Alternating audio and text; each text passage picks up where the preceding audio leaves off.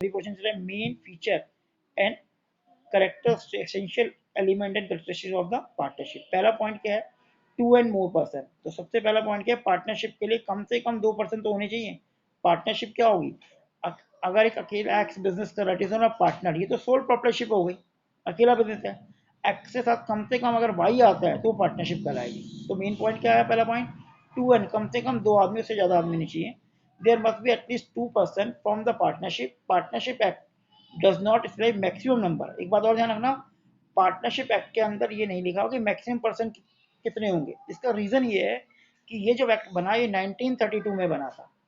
तो 1932 में कुछ लोग मिलकर बिजनेस करते थे, बड़ी बड़ी कंपनियां नहीं थी। कंपनी का जो शेयर वगैरह कॉन्सेप्ट बाद में आया हमारा, अगर हम उसे देखेंगे तो लॉ हमारा उसके बाद में आया था।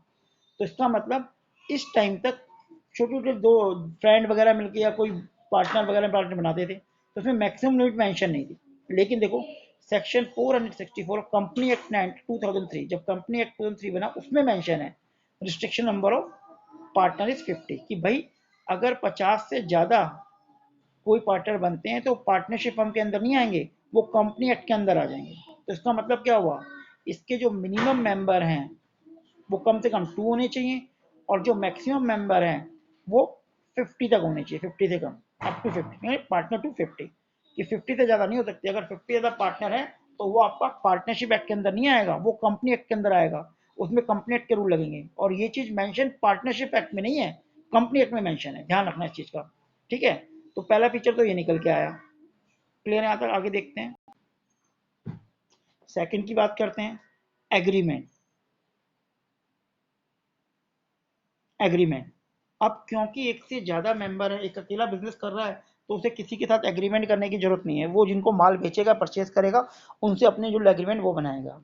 लेकिन क्योंकि पार्टनरशिप में ए और बी या सी दो तीन पार्टनर हैं, तो अगर ये दो तीन पार्टनर हैं तो इनके बीच में कोई एग्रीमेंट तो होना चाहिए ना, कि भाई कौन कितनी कैपिटल लगाएगा, प्रॉफिट में किसको कितना हिस्सा मिलेगा, अगर किसी को सैलरी मिलेगी तो कितनी मिलेगी, ये सब होना तो चाहिए। तो उसको हम कहते हैं एग्रीमेंट। क्योंकि जब भी दो लोग मिलकर कोई बिजनेस करेंगे तो आपस में तो एग्रीमेंट बनाएंगे, कोई भी दो पार्टीज अगर मिलती है तो एग्रीमेंट बनता ही है।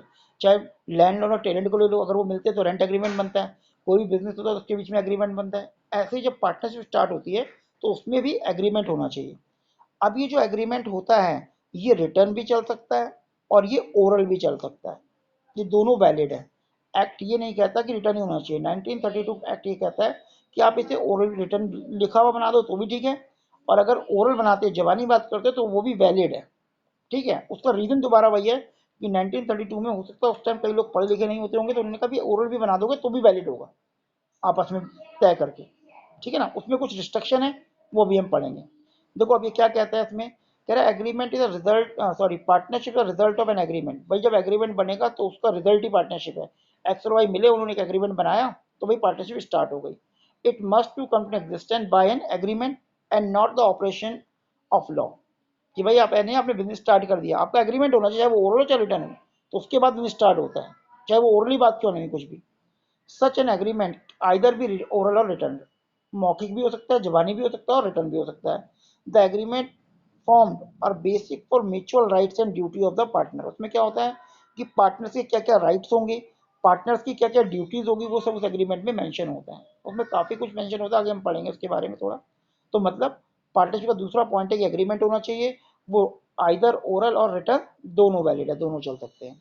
Third, existence of business for profit motive. Third point क्या होता है कि जो भी बिजनेस हो वो प्रॉफिट मोटिव से हो, form the purpose of caring on business with intention of कइंग profit, such business must be legal. एक तो प्रॉफिट मोटिव से होना चाहिए और लीगल होना चाहिए, इलीगल नहीं होना चाहिए। भाई ऐसा नहीं हो सकता कि राम और श्याम ने पार्टनरशिप करी कि हम एटीएम को लूटेंगे, तो ये पार्टनरशिप नहीं हटे, तो इलीगल एक्टिविटी, ध्यान रखना। तो पार्टनरशिप का मतलब जो लीगल फॉर्म में हो और प्रॉफिट कमाने के लिए हो। कोई चैरिटेबल इंस्टीट्यूट चल रहा है, कोई स्कूल चल रहा है एनजीओ का, वो पार्टनरशिप के अंदर नहीं आता, वो एनजीओ फर्म के अंदर आता है। Next, sharing of profit. कह रहा है agreement between the partner must be aim to share of profit of the business, कि भाई बिजनेस का प्रॉफिट कैसे शेयर करेंगे। ए बी अगर पार्टनर है तो उनका प्रॉफिट शेयरिंग रेशियो क्या होगा, इक्वल होगा या 3:2 होगा या 5:1 होगा, वट एवर जो भी मेंशन होता है। कह रहा है if some person can join handed to run the some charitable activities, it will be not called a partnership. It may be agree to between partnership with one and more them shall not be liable for the loss. हाँ, एक बात और ध्यान रखना कि partnership का मतलब profit ही नहीं होता।